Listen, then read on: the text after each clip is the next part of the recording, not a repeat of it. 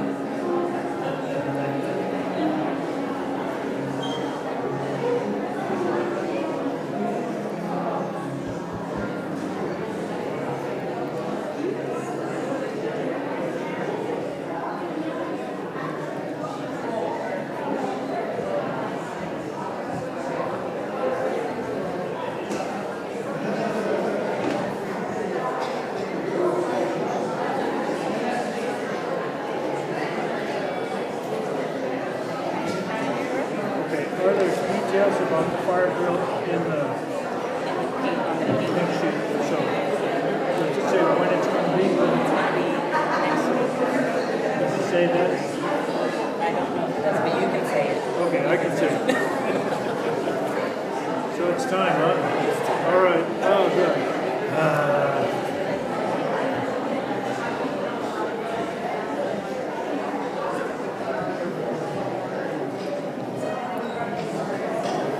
Good morning.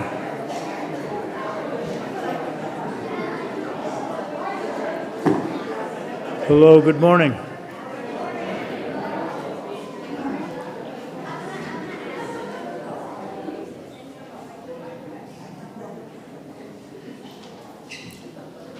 I'm Bill Clark, and it is my pleasure to welcome you to the Unitarian Universalist Church of Brunswick on this Wabanaki land that we now call Brunswick, Maine. If you are visiting and would like more information about our congregation, please stop at the visitors table in the fellowship hall, and the folks there will be happy to answer any of your questions. In the interest of safety, please note that there are 3 exits to this building. One is through the door you came in, directly behind you. The second is at the back of this room on your right, in front of the AV booth. And the third is at the back of the building through the RE area, all the way back. Please pay attention to the pink sheet in your order of service, as we will be having a fire drill coming up next week, and there are important instructions there.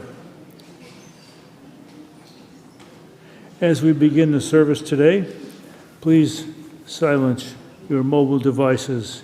Once again, welcome. We're very glad you're here this morning.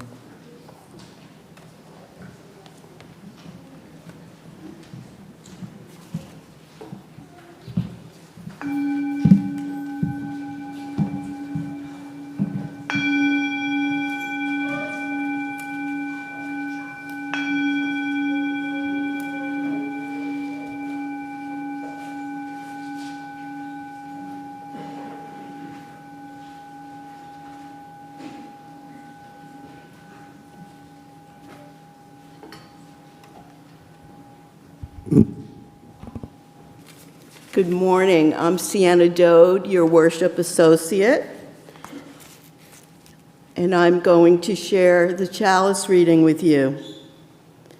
We light this chalice in honor of the history that holds and feeds us, for the stories of heroism that inspire our own, for the loved ones long gone, who helped us see our better selves, for reminders of those who paved the path before us and blessed us with advantages we didn't learn on our own. These memories do not live in the past. They carve the contours of our present. They are here today.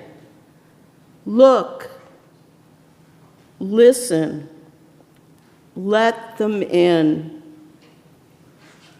May their light guide our way.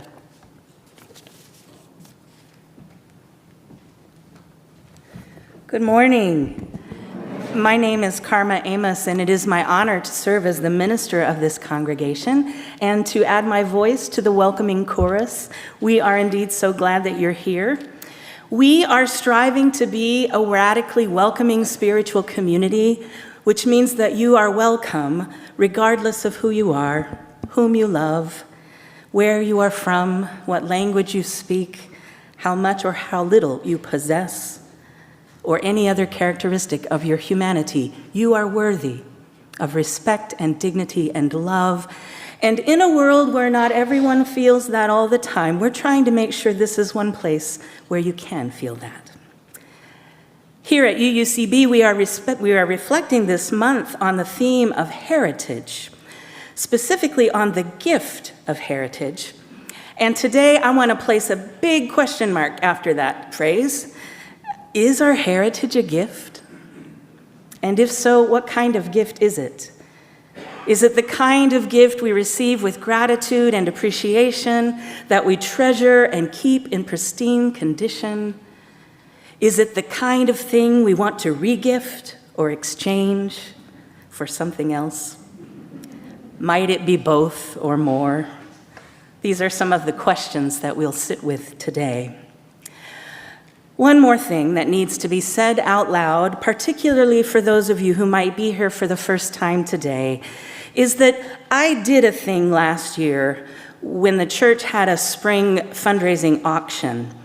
And the auction item that I offered was to incorporate 10 words specified by the winning bidder into a sermon.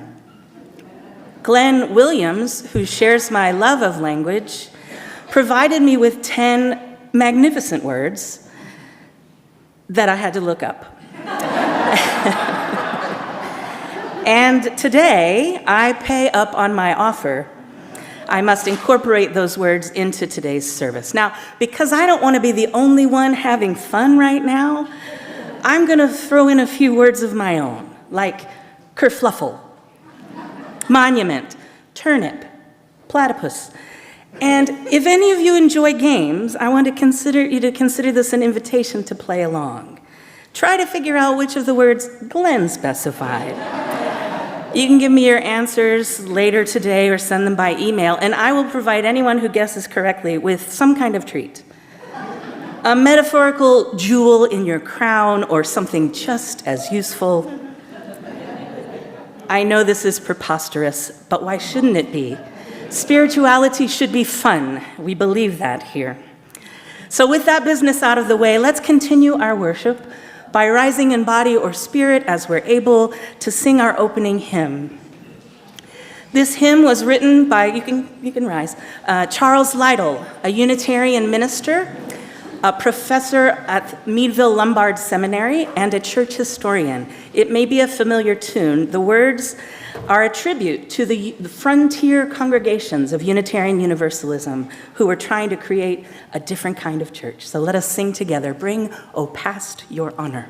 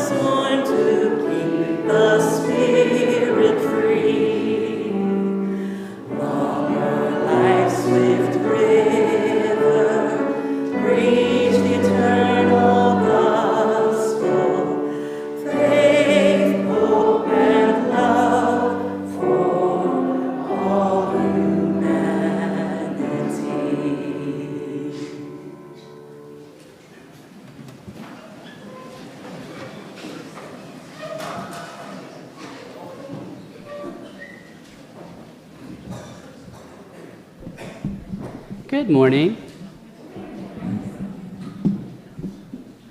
My name is Tobin Cooney-Calnan, and I serve as your Director of Religious Exploration. At this time in the service, I would like to call any children or anyone young at heart who would like to come up for a story to come up and do so now. Hello, good morning. Hello. Pie does fix everything, Bryce. Also, I really like your, I don't know what it would be called. What would we call this? A cape. Okay, that's what I thought, but I didn't want to assume. Hi, everyone. It's good to be with you all. Nice to see some of you I haven't seen before, and some of you I just haven't seen in a while. So welcome, everyone. How many of you read poetry or like poetry? I see a bunch of hands. What kind of poetry do you like, Holden? Do you like poetry that rhymes? You like funny poetry? Me too.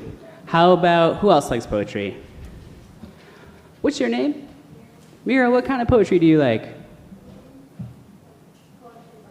Poetry about nature? Me too. I think a lot of these folks probably like poetry about nature. Tess, how about you? You like funny poetry too? Yeah, that makes sense to me. How about, who likes poetry that rhymes? Then you're not gonna like this book. This is a book. Sorry, I was trying to get set up for that. I make you work for it. Maybe work for it, guys.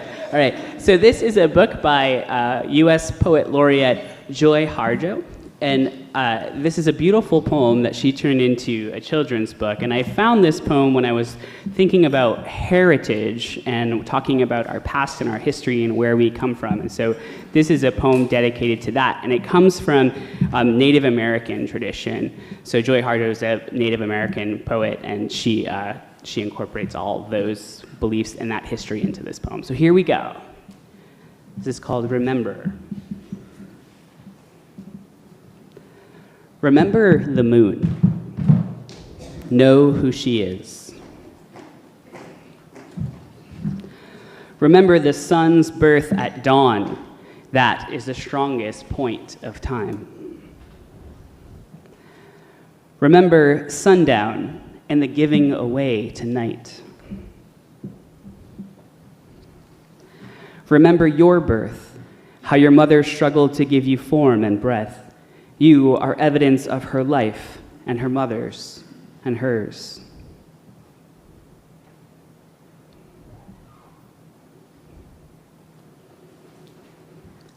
Remember your father. He is your life also. Remember the earth whose skin you are. Red earth, black earth, yellow earth, white earth, brown earth. We are earth. Remember the plants, trees, animal life, who all have their tribes, their families, their histories too. Talk to them. Listen to them. They are alive poems. Remember the wind. Remember her voice. She knows the origin of this universe. Remember, you are all people, and all people are you. Remember, all is in motion, is growing, is you. Remember, you are this universe. And this universe is you. Remember. So now we have a tradition, we sing you all out to our meeting spaces in the back. If you are in K through 6th grade, K through 3rd grade, can I have the K through 3rd grade leaders stand up so that our friends know who to follow? All right, so you're gonna follow the we's, okay? So K through 3, you're gonna go that way, and then let's see, do we have our 4th and 6th back there? All right, can you all join me in singing "We Will Keep a Place for You"?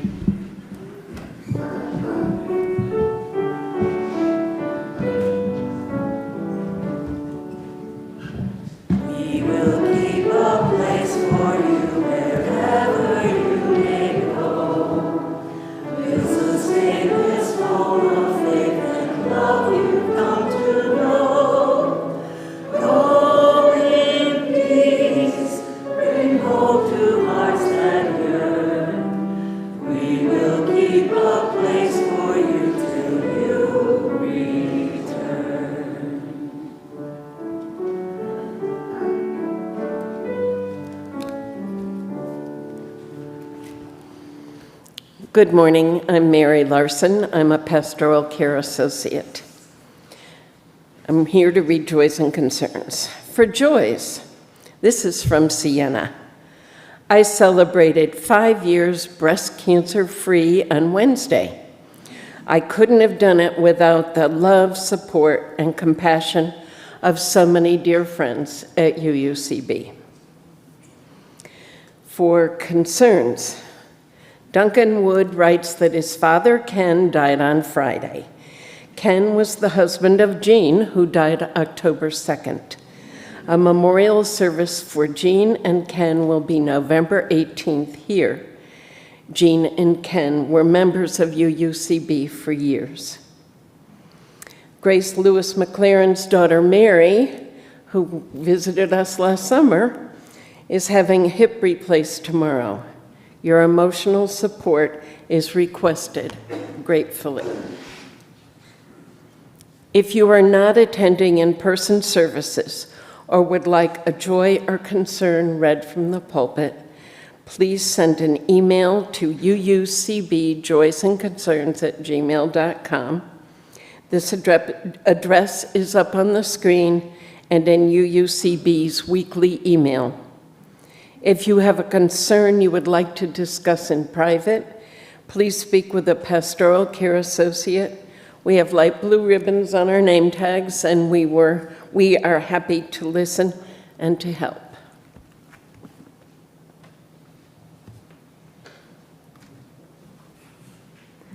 Would you join me in a spirit of prayer and contemplation? Spirit of life, breath of our ancestors, strength of our lives, we are gathered in joy and in sorrow, in concern for our world and our own lives. So much seems broken. Help us see the potential for repair. We are often unsure what we ourselves can do to heal and not to harm, to be present for those we love who are hurting in ways we cannot fix. Help us find appropriate ways to embody our love and our values of justice and compassion. May we become more able to stay present to one another, regardless of circumstance. There is also so much grace and beauty in the world. We celebrate new life. We celebrate healing. We celebrate new relationships formed, old ones reconciled. We delight in the splendor of autumn in New England. We give thanks for the memories we have of those who have given us life. Help us retain our ability to notice the sacred and the good, and to lean into it and be nourished by it. We pray this day for all of the people who are experiencing the trauma of violence in Gaza, Israel, in the West Bank, throughout the entire region. For our Jewish and Muslim friends in the diaspora who are experiencing increased xenophobia and tension. For those in Ukraine and other war-ravaged nations in Central America and Africa. For those who are suffering for all sorts of reasons right here in our own neighborhoods. For all people everywhere who long for peace. We pray for those holding loved ones, for those sheltering alone and afraid, for those waiting and waiting and waiting for relief, support, solidarity, and friendship. Spirit of compassion, move us toward human connection, humility, courage, and the ways of peace. May it be so, and amen.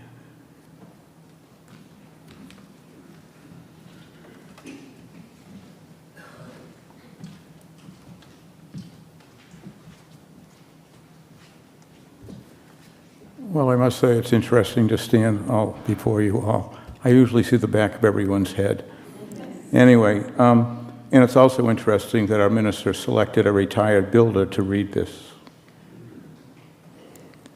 We, in the developed world, are like homeowners who inherited a house on a piece of land that is beautiful on the outside, but whose soil is unstable loam and rock, heaving and contracting over generations, cracks patched with deeper ruptures waved away for decades and even centuries. Many people may rightly say, I had nothing to do with how all this started. I have nothing to do with the sins of the past. My ancestors never attacked indigenous people, never owned slaves. And yes, not one of us was here when this house was built.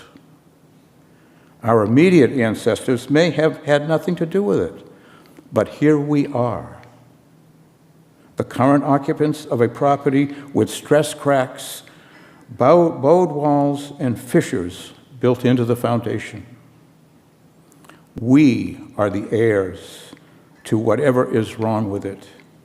We did not erect the uneven pillars or joists, but they are ours to deal with. And any further deterioration is, in fact, in our hands.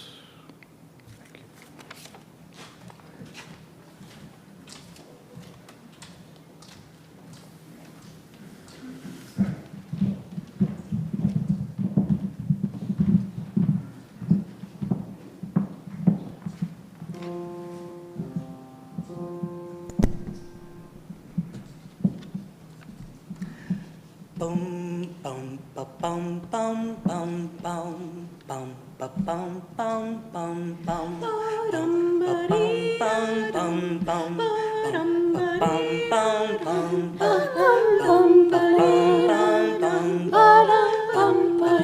bum bum. Listen more often to things than to beings. Listen more often to things than to beings. Does the ancestors' breath when the fire's voice is heard? Does the ancestors' breath in the voice of the waters?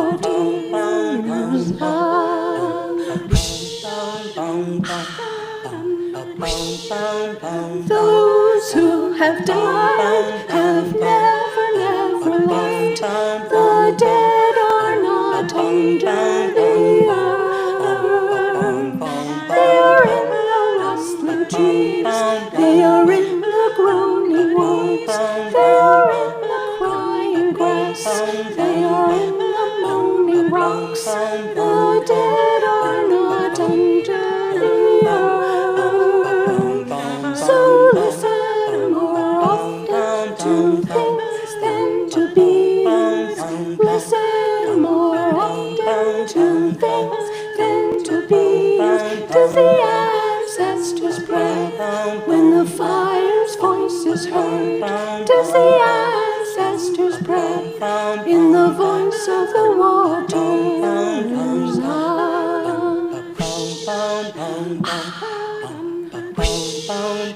Those who have died have never left. The dead have a pact with the living. They are in the woman's breast. They are in the wailing child. They are with us in our homes. They are with us in this crowd. The dead have a pact with the living. So listen more often to things than to beings. Listen more often to things than to beings. Does the ancestors' breath when the fire's voice is heard? Does the ancestors' breath in the voice of the waters?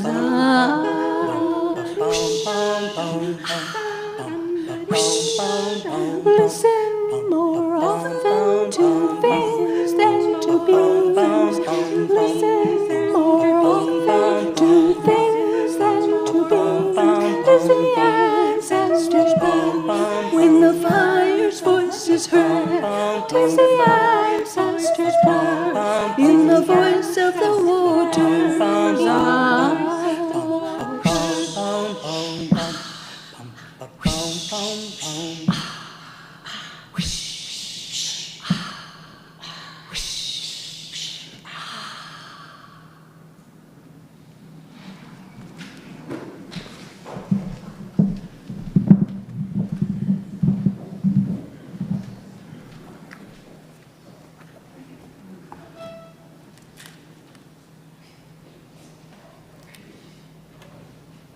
I feel like we should breathe after that song. So breathe. We have already had some really rich reflections this month on the topic of heritage. In fact, we had not one but two excellent guest speakers. Reverend Laura Ingersoll shared about her experience on the Living Legacy Project, visiting some of the sites of the historic civil rights movement, reckoning with the ways in which our nation's history of racial injustice lives in us. Last week, Professor Judith Castleberry from Bowdoin invited us to dive deep into the complexity of ancestral heritage and the ways in which it can be messy for all of us. And now it's my turn to say something on this topic, and I'm not gonna lie, it feels a little daunting. Our question for today is, as I mentioned earlier, is our heritage a gift? Yes, no, maybe, sometimes. And to tip my hat, I believe all of those answers are true at the very same time.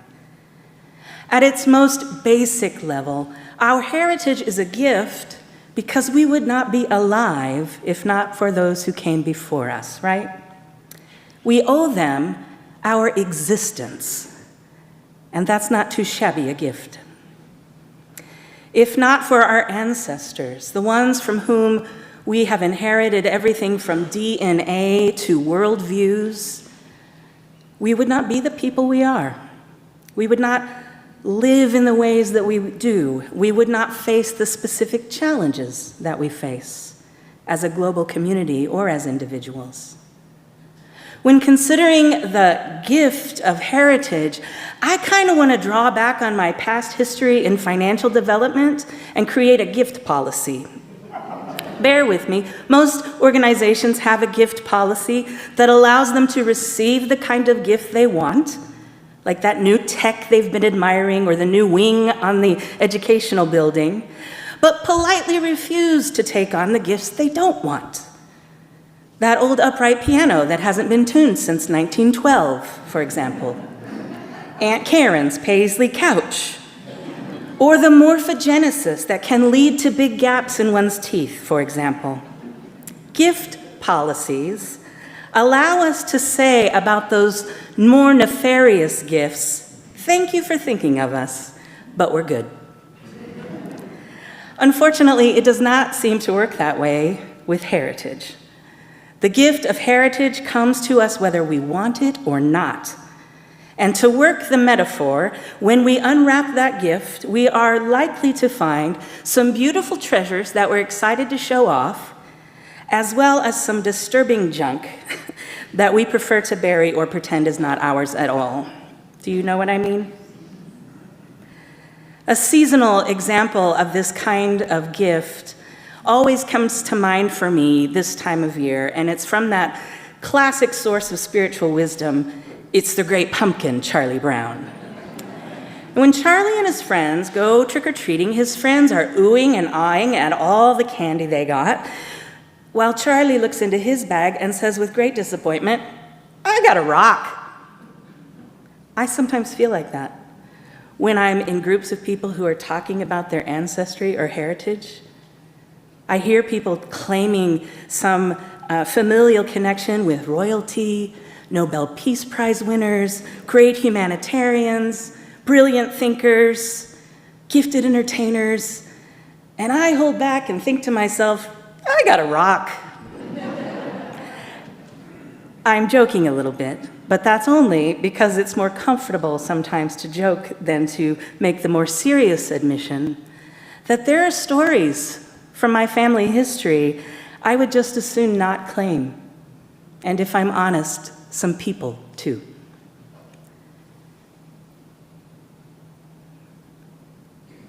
For years, that has made me feel awkward. I've had no interest. Like, I've had plenty of friends doing the whole DNA thing, and I'm like, nope, just not interested. I think that's beginning to change. I really get it when I look at the world around us, and I understand. Like, I'm appalled by the attempts of people to obscure the parts of our national history that we must reckon with. But I also get it. I get it. I understand the impulse to remain ignorant and, relatedly, innocent. There's work required of us on many levels if we are to take seriously our heritage, and many of us feel overworked already or unqualified to do it. It's hard for me because I've felt that way for most of my life, but as I said, I think I'm at a tipping point on a personal level about that. And it's about time, now that my age is equal to the atomic number of antimony on the periodic table. In other words, it's been too long. It's been to my own detriment that I have avoided digging deeper into my familial heritage. And my error in the past was in not making personal what I know to be true of us communally. We must reckon with the past and the realities of our heritage, even if they're wicked complicated, so that we can be intentional and deliberate about our own role as ancestors to future generations. As Isabel Wilkerson put it so well in this metaphor of the inherited house with stress fractures and cracks in the foundation, it doesn't matter if it had anything to do with us or not, if we made the mess or just had it passed on to us. It's ours now. It's ours now. And so we are the ones who have both the opportunity and the responsibility to take it seriously. To see the problems, yes, and to actively engage in their repair, but also to see the unexpected surprises that we will never discover unless we are really willing to sift through the rubble. In other words, when we abandon our heritage because it's just too much or too messy, we also leave behind some of the good stuff too.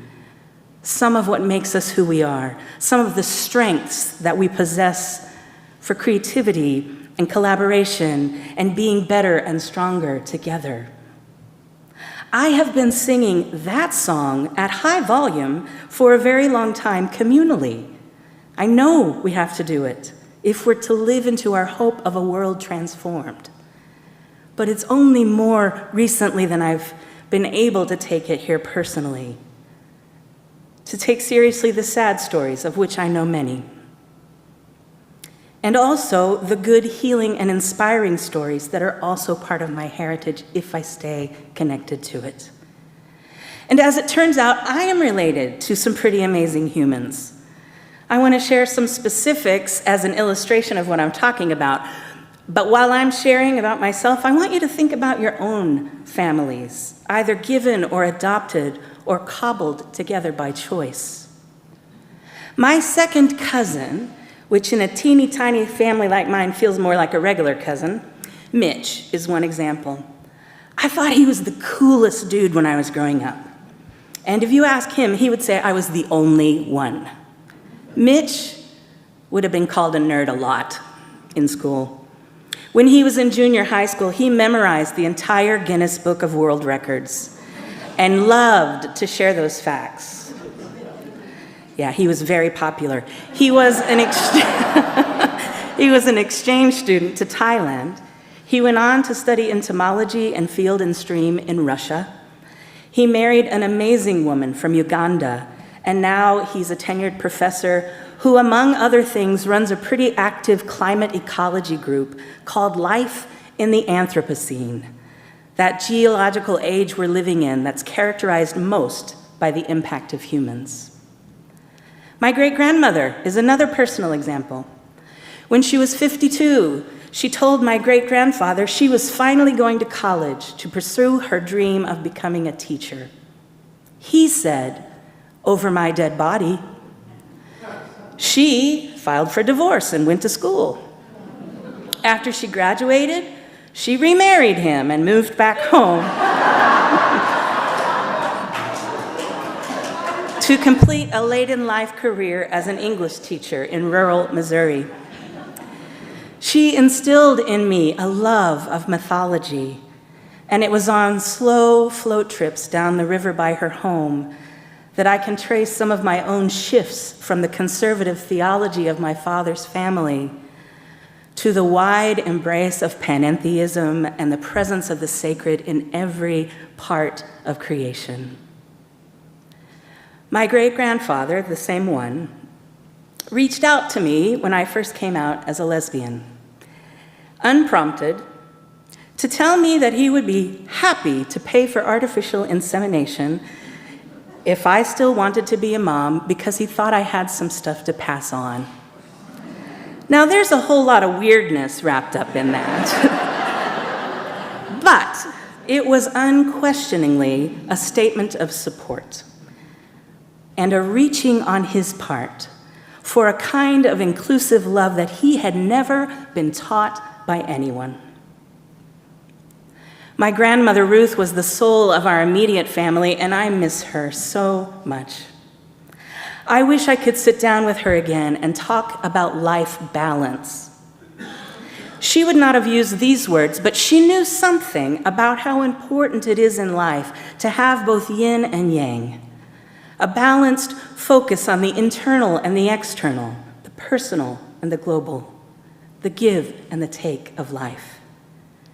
She knew that it's important, spiritually speaking, to have both an afferent and efferent flow of energy, things that move inward to nurture us and things which flow outward from our authentic hearts to bless the world. My grandma Ruth was a clown, literally. She wore a big rainbow wig with butterflies in it and walked a fake dog on a faux leash.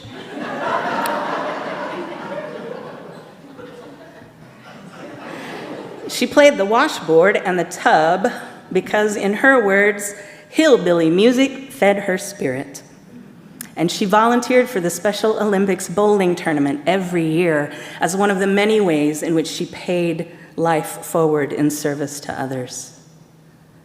Her lifelong volunteerism was an epiphenomenon of the strong foundation of collective responsibility that she had inherited from her ancestors, both biologically and of choice. In addition to the stories from my heritage that I don't know, and there are many, or that I am hesitant to claim, it's also true that I'm a product of this fuller heritage, a legacy in some ways of courage, of being willing to revisit and revise ideas, even deeply ingrained cultural notions, when they are exposed as harmful or unjust. The influence on my life of these people has changed me, expanded my sense of the world and my place in it. When it's time for others to look back at me as an ancestor, and I'm going to say this out loud for anybody else who needs to hear it, and I am one, even if I don't have children. When people look back at me as an ancestor, I don't want the story they tell to be too tidy. I'm happy to celebrate some big successes, like by all means, please tell the story about my one big standout moment of fame in the Oklahoma State Quiz Bowl tournament, when I guessed the right answer to the question, what is a hemi-demi-semi-quaver? It's a 64th note, in case you wondered. But please also tell that I was willing to change my mind, to admit when I was wrong, sometimes. Tell them that I went, for example, from debating in favor of the death penalty in high school to standing vigil in its opposition and lobbying for prison reform. Tell them I got it spectacularly wrong sometimes.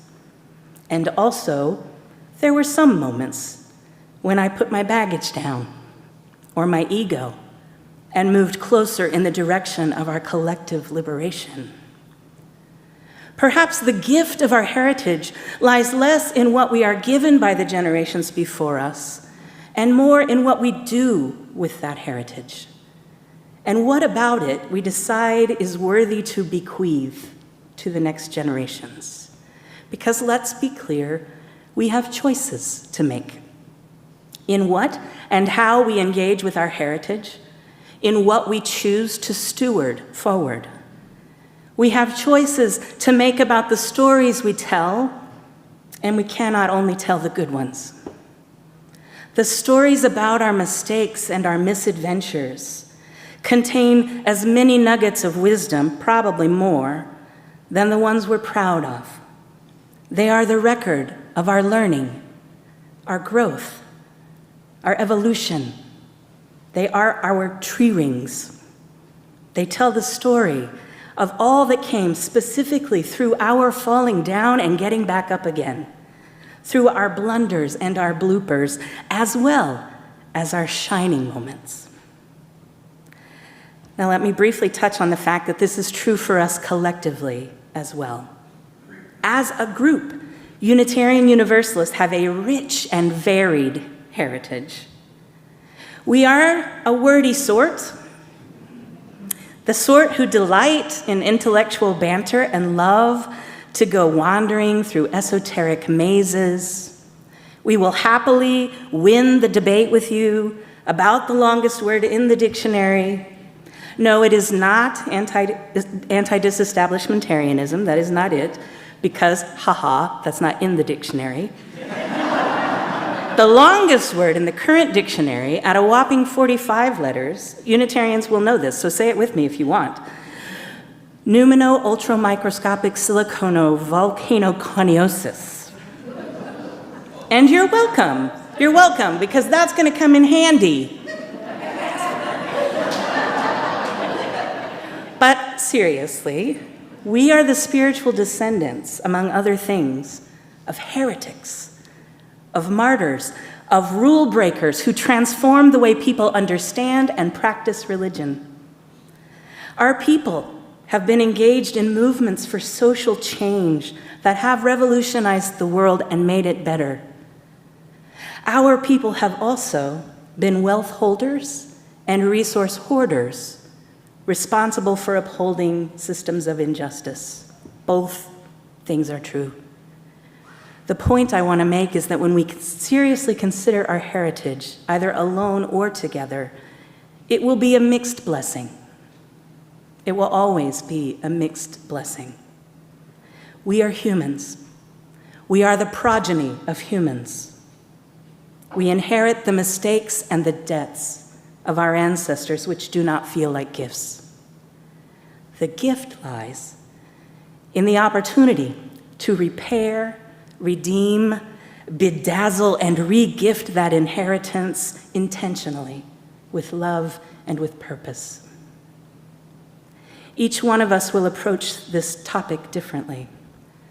We have very unique heritages, though some of our experiences overlap. Our journeys are characterized by a chirality of sorts. They follow a distinct and asymmetrical path as we grope our way towards meaning. And the journey finds its fullest meaning, best perhaps, when we take the long view, seeing what was passed along to us, what we do with it, and what it becomes once we relinquish control. This is not like a creed. There is no path so clear that we fall back into the rut we were born in with no chance of variation. This is a journey in which we can and must craft and constantly adapt our own path to transformation and wholeness. Our fate is not nearly as fixed as we might think. I want to leave you with the words of Michelle Cassandra Johnson, whose centering quote you might have read when you came in. She said, "Our ancestors, known and unknown, remind us that we aren't our cultural conditioning or the conditions that people created for us. While we come from specific bloodlines and ancestries, we aren't bound to repeat the same patterns in our line and ancestry.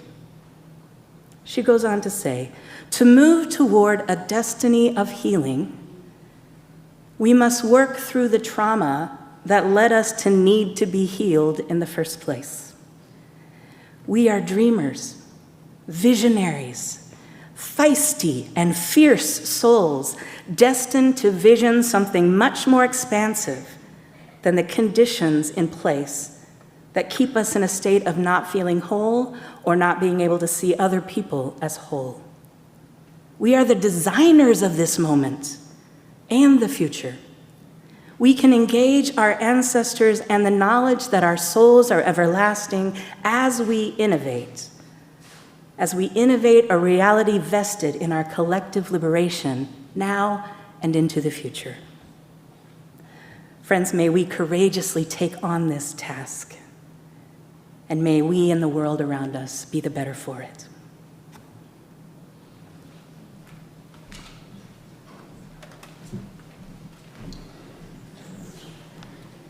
Now is the time in our service where we take up the offering. This month's charity of soul is New Mainers. Half of our offering goes to the workings of this church, and half goes out into the community. Please give as generously as you are able.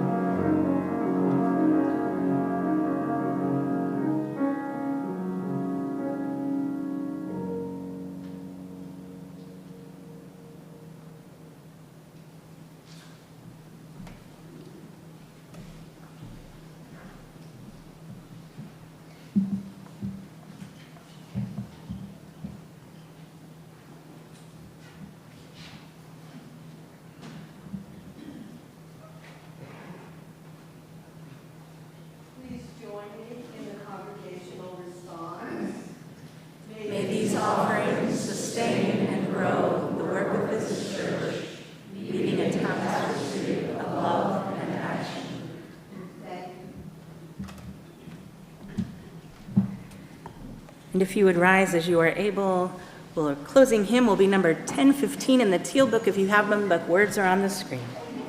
And I think Ambrose is going to help us lead the song.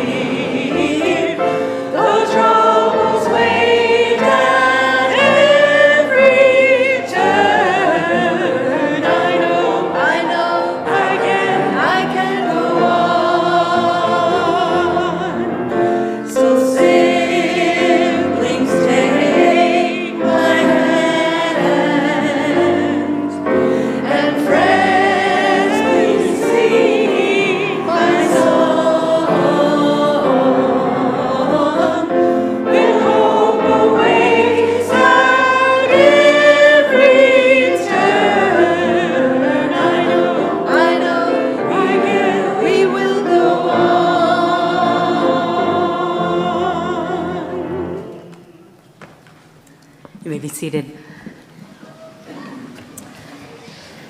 As you hear this final reminder as closing words from the Reverend Scott Taylor, may we remember that we never go out into the world alone. We rise on the shoulders of brave and generous ones who have gone before. We move beside companions ready to catch us when we fall. We hold memories of dear ones in our hearts who keep us connected to our center.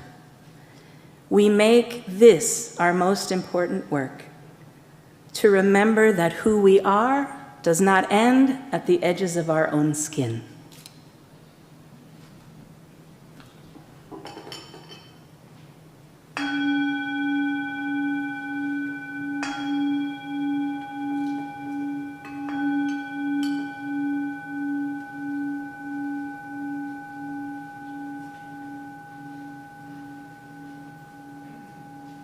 Please greet your neighbor.